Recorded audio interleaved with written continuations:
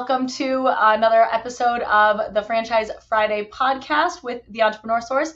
I am Melissa Pang. Lovely to be here with Colette Bell of Ace Handyman Services. Hi, Colette. Welcome. Hi, Melissa. I'm so happy to be here. I am excited about today's conversation. So let's dive right in. So Ace Handyman Services is a member with the Entrepreneur Source, part of our TES community. And before we start, could you just give a little bit of background on how you got to where you are today, some of your experience, and what that looks like? Sure, I'd love to. So we have been a part of the TES world and partnership for a really long time. My history is sort of long and meandering, but the short version of it is back in 1998 in Denver, Colorado, my husband and I started a handyman business. And we really started it because we were starting our family. I was pregnant with our first child, and my husband had been in restaurant management, which was great, but it was a lot of hours. And we wanted to be different parents than what we had. You know, you're always trying to further the ball a little bit. So he wrapped up his work with restaurants and decided to start his own company. And the concept that he started was a handyman business. And really all we were trying to do, honestly, was pay the mortgage and take care of the baby.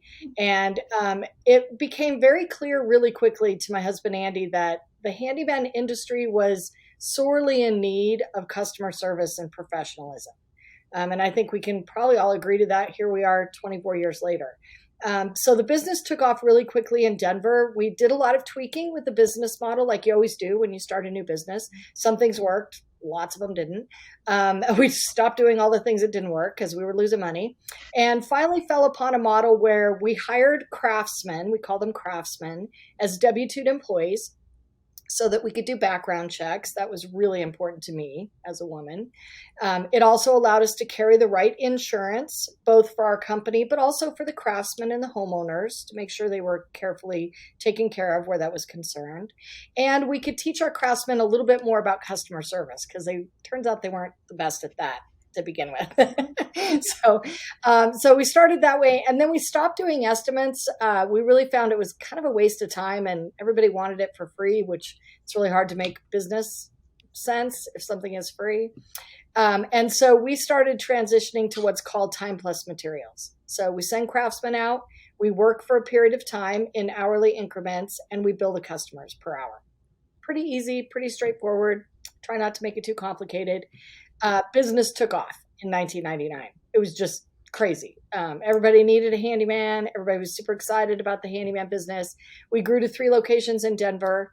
We felt like we were onto something as a business idea, but Denver might just have been a weird sort of place.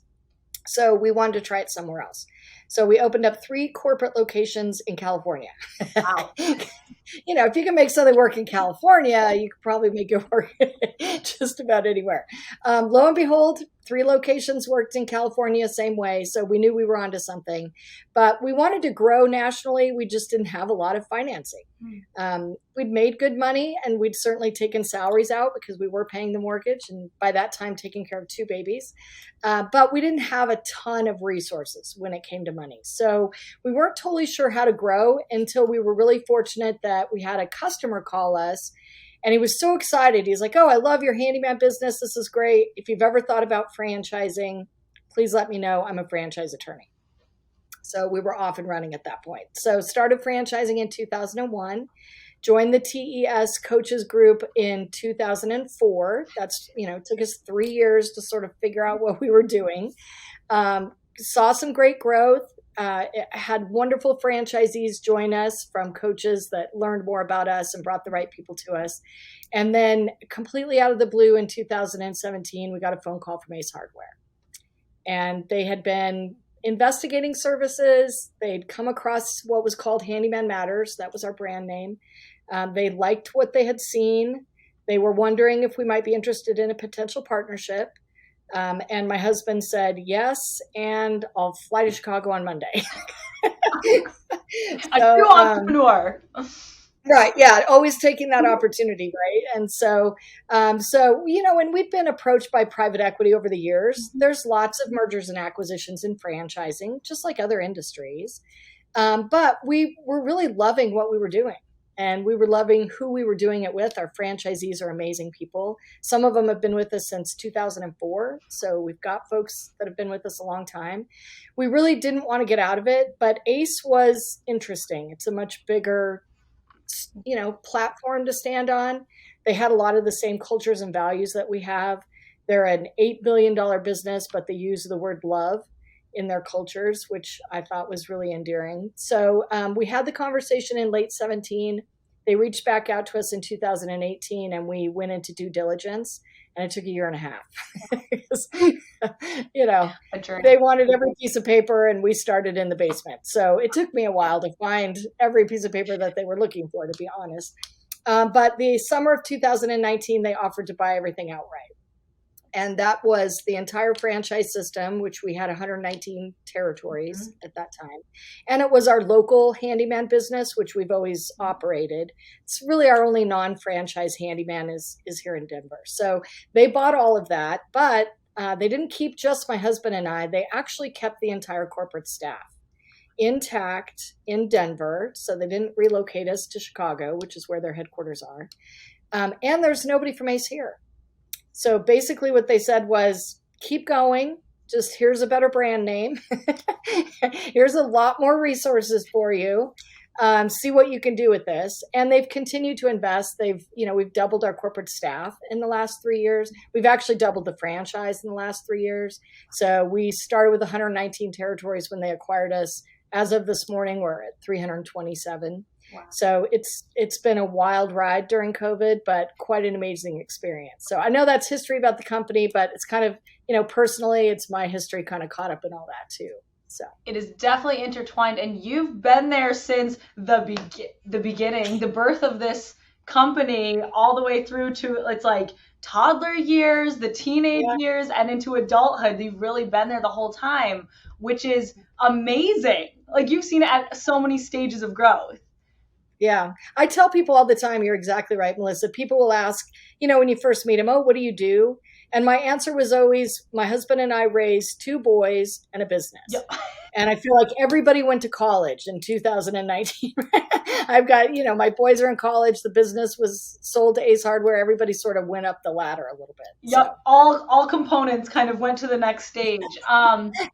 I just think that's so interesting because you have a lot of perspective on a lot of different things at a lot of different points in time, and so I guess one of my questions is, what is it, first of all, did you ever see yourself in franchising, and what's kept you doing this for so many years? Yeah, that's a great question. I'll be honest. Andy and I started this when we were pretty young, in our early 30s. And so business savvy, we did not have, to be honest with you. I mean, we were really just 2 young married kids with a baby on the way, trying to figure out what we were going to do next. We were super fortunate to find the business model of franchising, because really it is absolutely perfect for a lot of business concepts, but definitely for handyman services. Mm-hmm. Handyman service is very local. Mm-hmm. People who are having somebody come into their house, which is a very intimate place, make a repair to the biggest investment that they own, which is their home. People don't want to call New York, California, if they live in Kentucky, and schedule that kind of work. They want to know that who owns this and who's responsible for this is right there in their own community. So franchising was perfect because of that, right? That's the whole idea, that you take a business idea and then you apply it on a local basis with local customizations. Super important. That's what I love about franchising. It's the same business, but you do things a little bit differently depending upon the part of the country that you're in. Handyman, we can do 1,162 different things, but that doesn't mean we do all of them everywhere. We all learned in Texas when they had that big freeze, you have to have a plumbing license to even touch anything plumbing in Texas. We don't do plumbing in Texas, but we do plumbing in other states where you don't need a license for it. So franchising was a great model for that. Plus the culture around franchising is very inclusive. right? You and I both Yeah. know that. We're a part of the IFA, being a part of the coaches groups like TES. Everybody's pulling together to help each other be better. It's not competitive. And I think that's really unique in the world of business, and has been so instrumental in helping us get better. I can remember sitting down at the table at an IFE meeting with, the guy who started Mr. Handyman and Jeff, who owns Handyman Connection. And we're still really good friends with those guys because we're not competing with each other. We all have the same business a little bit differently. And there's plenty of opportunity out there for everybody. But boy, can we make each other better, which is really what franchising is all about. Amen. Like, I need to get the IFA to give you the spokesperson seat because, well, I just think it's so exactly what you're saying. I think there are a lot of myths around franchising, and it almost comes up in every conversation because once you're in franchising, you're like, wow, it's community. People are helping each other. People are very open. Yeah. I would say that's the norm as opposed to the exception, is people are so open to help, and especially younger brands or at your different stages of growth, there's people who have been there before and they are so willing to offer that up. Because that was one of my other questions, like, why do you think that you were successful? And I don't know if you want to speak a little bit to that, but I think that's a big part of it. It's a huge part of it. I mean, we again, really had no idea what we were doing in franchising. The IFA has a mentorship program, which I strongly recommend. I had the opportunity to work directly with Barb Moran from Moran Industries. So another woman in a male-dominated industry, but running a franchise. And we're really fortunate. Denver's a hotbed of franchisors. Last time I looked, I think there's like 110 of us headquartered here. So very active franchise business networking groups that are here, other franchisors that are here. And I can remember franchisors calling us and saying, come on over, come attend one of our franchise advisory councils so you can see what that is. And here's what we wish we'd done differently. And I mean, it's just, you talk, and again, that's what franchising is supposed to be, right? Somebody buys a business from me and I teach them everything I did wrong and everything to do right. Mm-hmm. And that's what it turns out what the whole industry of franchising is like. It's interesting how it stair steps up that direction. It just blows my mind. I know, it's just on all levels. You see that level of, I talk about collaboration all the time, but you see it in franchising as well. And that is something I want to talk to you a little bit about. We're talking about high level, okay, in franchising, there is this level of, again, community, network, collaboration. I want to talk a little bit more about your experience and Handyman Matters, now Ace Handyman Services, experience with the entrepreneur source, because I know that for us, client experience is massive. The clients that we work with, we want them to have a great experience regardless of who they're talking to, whether it's a coach or a franchisor or a funding member. And then the other part is that collaboration between you and the coach. And I know that a lot of your success with our network has been because you have been so collaborative. I hear that from coaches. And so what would kind of on that topic of working with the TES coaches, why is collaboration so important? And I guess we can start there. Why is collaboration so important? Yeah, I think it's the same idea of a lot of coaches that we've worked with over the years knew way more than we knew in the beginning. And they would take the time to learn about our business model and actually ask great questions. Like, well, why are you doing that? And have you ever thought about doing this? And that led us down some roads that I don't know that we would have ever even investigated if it weren't for the coaches taking a true interest, not just in the name of the brand, not just in the category of the industry that we're at, but literally taking time to come learn about then Handyman Matters, now Ace Handyman Services, how our business operates, and help us translate that idea into what would be a great candidate. Mm-hmm. And I tell people all the time, the key to working with groups like the TES coaches is to take the time to develop relationships and understand that two things are true in life. Not every coach is this business model going to make sense for. There's some coaches who just, it makes better sense for them because of maybe their own backgrounds or things to work in a retail concept or a food concept or something. Service is very different than that. So it's important that you take the time to at least have a conversation with each coach to figure out whether or not this is a business model that makes logical sense to them. Because we all know you can't describe something if in the back of your mind you're like, I don't even understand what these people are doing. So I don't know, here you go look at this. The second thing to understand is not every client that a coach works for is going to be a great fit for our model. Again, their business skills, their backgrounds, what makes logical sense for them. So if you can help the coaches understand better, they will bring more specific clients that are going to have a good opportunity of clicking with the business model.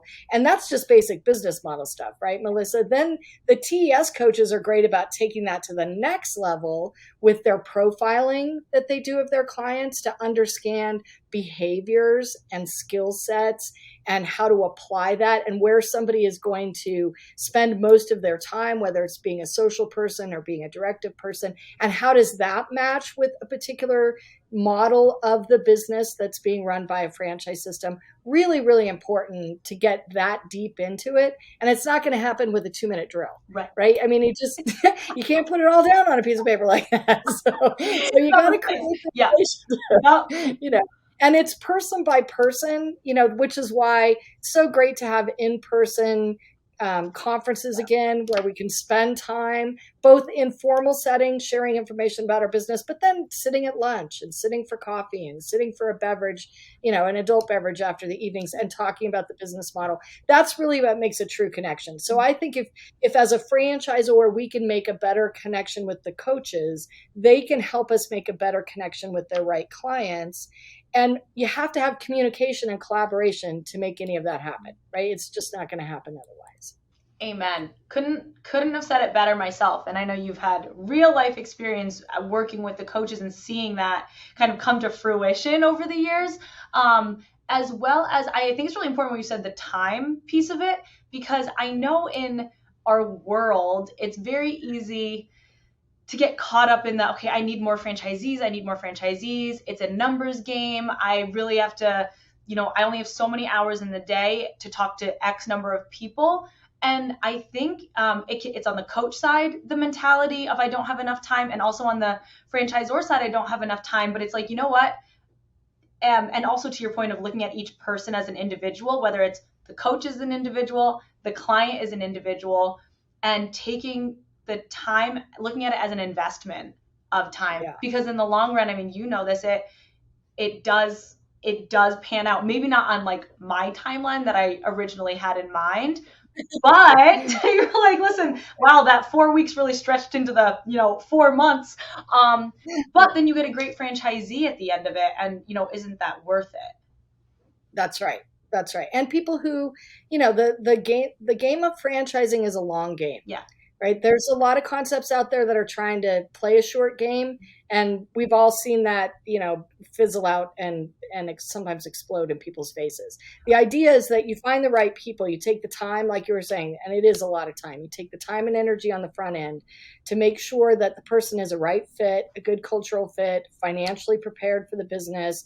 They're going into the right market. They're going to have the right training and support. And then they're going to be there for a really long time.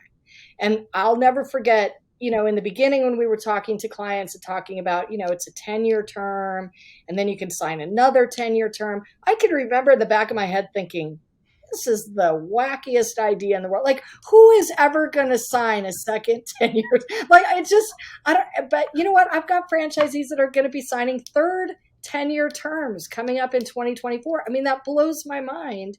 And so it really is that long game that you're looking for. It's not the short game. And time is so valuable, which is why I think that's why you have to be selective. Mm-hmm. And by selective, I mean, work with the coaches where it clicks. Mm-hmm. It's not to say there's anything wrong with people when it doesn't click. It's just not a good connection for you.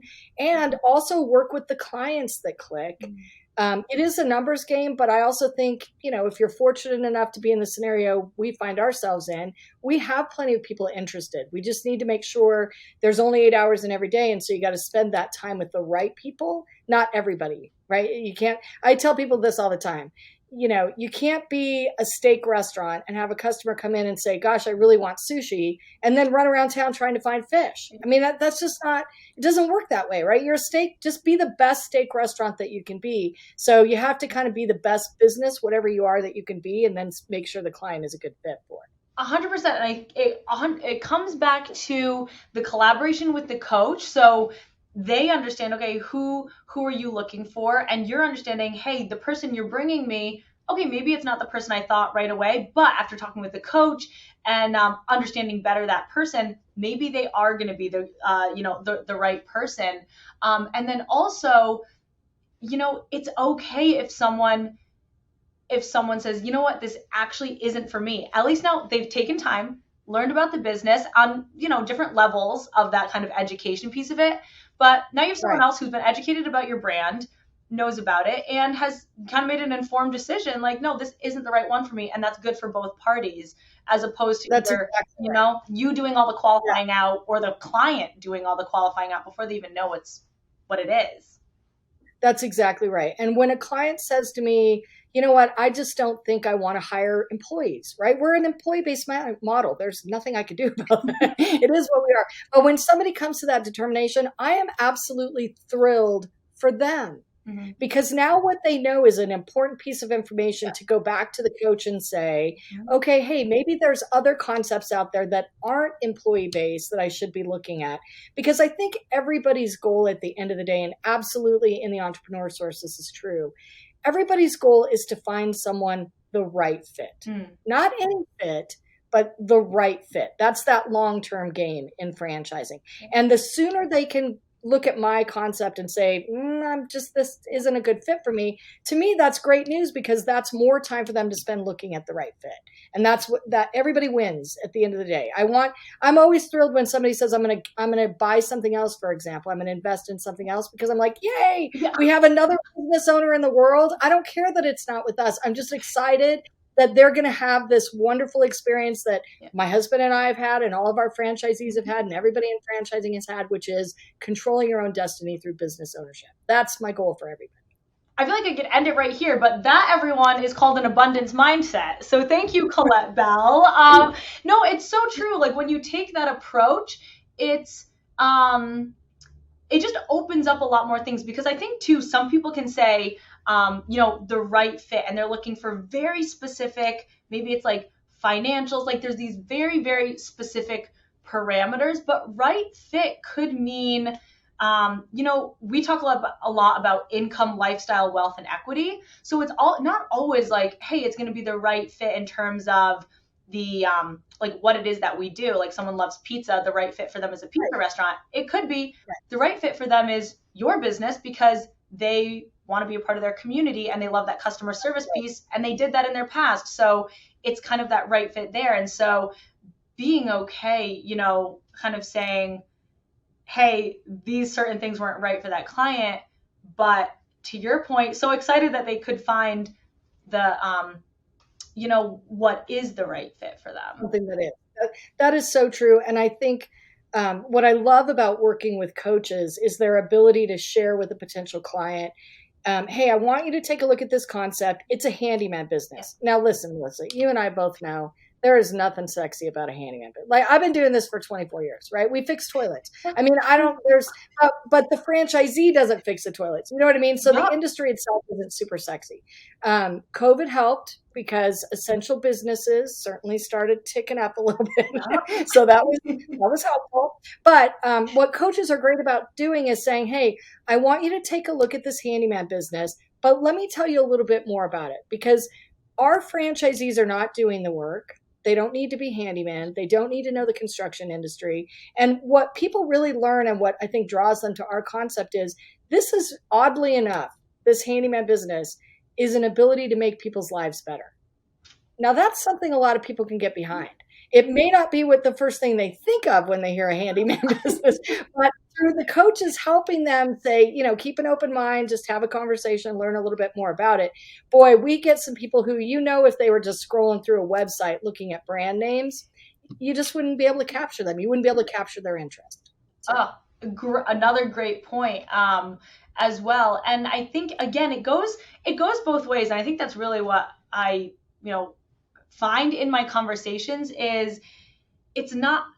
I think sometimes maybe coaches or people think, okay, it's all on the franchisor. You have to really accept the client and do all these things. But also for our coaches to also understand, that having the open mind and being open to presenting things, that's a massive part of the entrepreneur source, is actually introducing our clients to your point, to business models and concepts that they would never have looked at. They would have scrolled right past, and That's never right. looked at. But then you take that deeper dive, and the coach says, hey, take some time to talk to Colette and learn. There's more to it than just the, fixing the pipes and, That's right. fixing the door handles or whatever it is. There's so much more to it, and being able to connect with the client on the things that are important to them.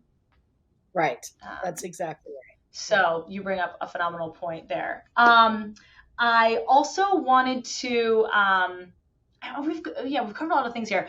I want to ask you now, like, if you were speaking to an emerging brand in any industry, what would you say are some key points, maybe 2 or 3 points that are really, that were kind of maybe game changing for you, or really, I will say game changing for you, either something that you didn't do or something that you did do, that Yeah. you would say, hey, this is a great little piece of advice. Yeah, I got a million things I wouldn't do again. But Yeah. we were all emerging at one time, Yeah. and it doesn't seem like it was that awfully long ago, to be honest with you. One thing I learned, and I see a lot of emerging brands do this, and it was something we did that I wish I would have changed in the beginning, and that is spending more time when you're formulating the particular details of your franchise model, and in specific, that item 12 territory. I would say that most mature franchise systems would tell you, boy, we gave away too much territory in the beginning. And I know for sure we did. We did what we thought the competition was doing. My husband, who had started it, was an entrepreneur who was out to, basically rule the world. So the more territory, the better, as far as he was concerned. And I think we were a little bit short-sighted in that particular setup of our model. And we had to adjust it as we went forward. And that's hard on everybody. Luckily, we were able to do it in a very positive way so that franchisees who had really gone along with us and made the mistake of investing in too much, and that was our fault, we're able to keep it all, but then resell some of that off so they could recapitalize their main business, which is a great way to go about adjusting territories that way. But I wish I had spent a little bit more time on territory. I didn't. The second thing is, one thing that we did right that I would definitely recommend is, I know a lot of franchise thought for emerging franchisors focuses around growing in concentric circles around your headquarters. And there's a lot of positives to that, right? You can drive for support. The demographics are going to be pretty similar to your own business. Lots of good reasons to do that. We, of course, had blown that clean out of the water when we started the California location. So we were like, oh, kind of blew that. Never mind. But what we ended up doing instead was not so much worrying about where we were growing, but who we were growing with. And it's a kind of off the cuff statement that we have here at Ace Handyman Services. But the truth of the matter is, Melissa, we don't work with mean people. Seems pretty kindergarten 101 lessons, but there's just not enough hours in the day for mean people. And what I mean by that is, we spent a lot of time in the beginning making sure people were a great vision, mission, value fit with us. We're very community centered. We ask our franchisees to donate time once a quarter to their community, do nonprofit work, do volunteer work. That was really, really important to us, because we felt like if you were lucky enough to have a profitable business model, you need to give back to the community. And we wanted everybody who joined us to have that same mindset. And quite honestly, not everybody does, and that's okay. But those were the people that were really important to us. And the reason why I say that was so important is two things. One, those are the people still in the system. So they've maintained a really long time with us. And really, that's the folks who got us to the table with Ace Hardware. They opened up the bigger door. It wasn't us. it was nice that they looked at our business model, but you and I both know they called every franchisee in the system and said, how's it going? Would you do it again? Do you like it? Are they supportive? Is this a good business model?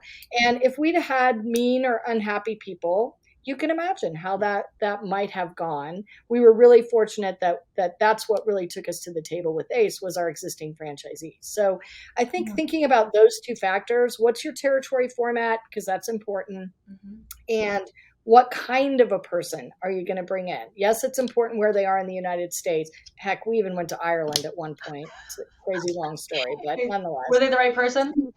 He was a great person, and he lasted all the way through the middle of the recession. But then it was just too hard in Ireland, and they were going through the euro change. It was just a big mess over there. But really, really nice guy. Still talk to him, by the way. We still are in communication with Owen from Ireland. So very nice guy. But I would say focus more on the people that you're bringing into your system. They're going to be your shoulder-to-shoulder partners. They're going to help your system get better, get more sophisticated, respond quicker. They're in the field, whatever business model you have, they have a closer relationship to the customer than you do as the franchisor. And the feedback they bring back can really make the difference between moving fast enough, especially in our world, all these crazy things that we face every day. You've got to be able to shift yourself as quickly as possible. And if you have good communication with your franchisees who care, they're going to call corporate and say, hey, this is going on. I think you should research it. I'm not sure. My area, the rest of the United States, I don't know what's going on. So.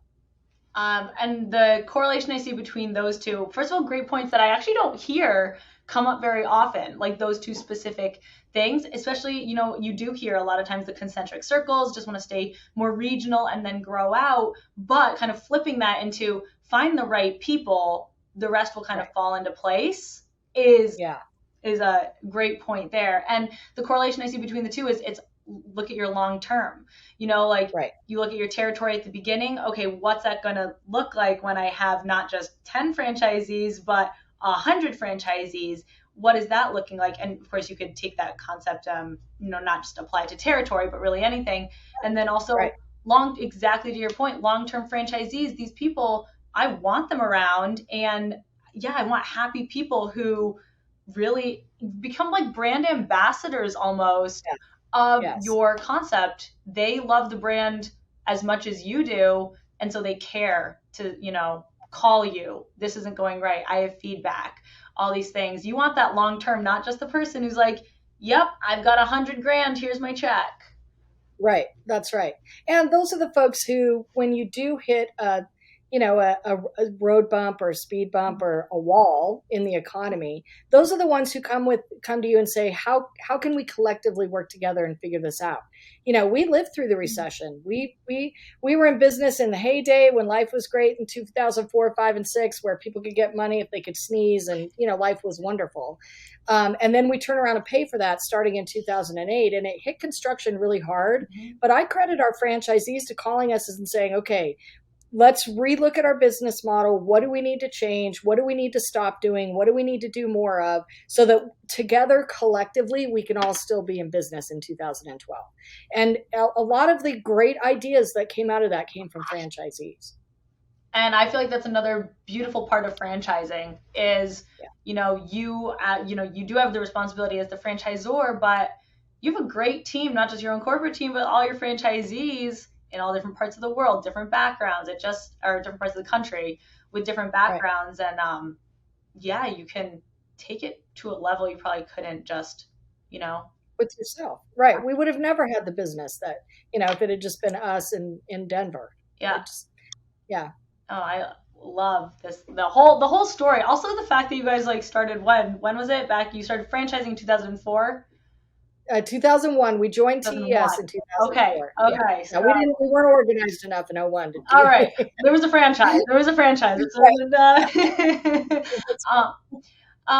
So I want to, again, love this conversation, and I could talk about franchising for hours, but when you look at, over the horizon, what does future of franchising mean to you? What does that look like to you? What can you envision or see? Yeah, I clearly always been a huge fan and proponent of franchising as a business model. Love the fact that I think the last statistic I heard was there was over 4,000 active franchise concepts in the United States. When I think about the future of franchising, I think about my boys' generation. Mm-hmm. So I've got a 24 and a 22-year-old. They're not millennials, right? They're the Gen X. They're younger than the millennials, but close enough that I kind of pay attention to both of those generations. And one thing that I learned that I think bodes very, very well for the franchise industry going forward is in my generation. So I'm not baby boomer, but I don't even think they called us anything. We were just the generation after the baby boomers.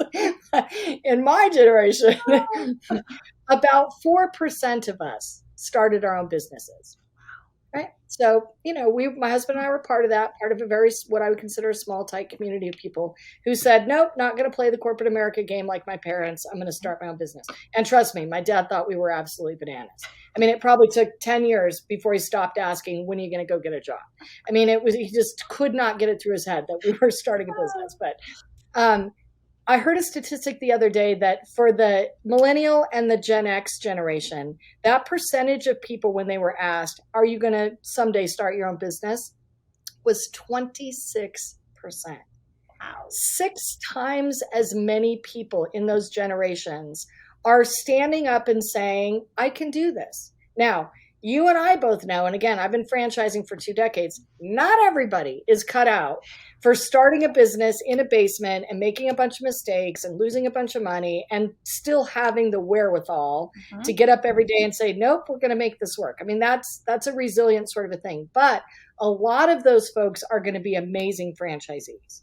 They're going to take a business concept, and especially the younger generation, they're going to figure out how to add more technology, how to streamline things, how to make it more video adaptable, no matter the industry, right? It could be any industry at all that we're talking about, but they're going to bring all that technology that they live with, that we kindly gave to them when they were like 6 years old, and they're going to integrate it into our business model. So I think more and more people are going to be joining the ranks of franchising in all kinds of different models. And I think what they're going to bring to it skill set wise with technology and a new way of looking at business is just going to, I think it bodes so well for the industry of franchising going forward. I am now even more excited about franchising after hearing you, Colette. I'm like, okay, things are going well. But I know, I feel exactly the same way when you look at all the different things that maybe are going on, have occurred in the past few years.